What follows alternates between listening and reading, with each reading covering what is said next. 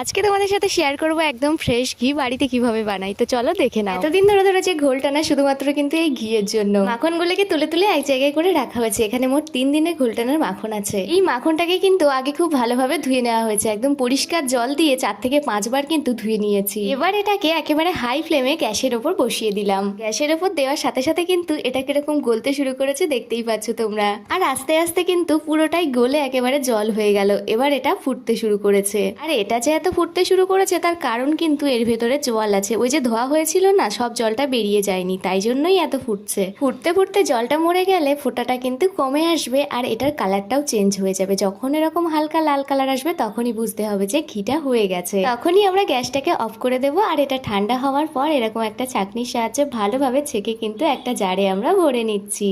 ব্যাস এভাবেই রেডি হয়ে গেল আমাদের একদম ফ্রেশ পিওর ঘি। ভিডিওটা কেমন লাগলো অবশ্যই জানিও। আসছি পরের ভিডিওতে।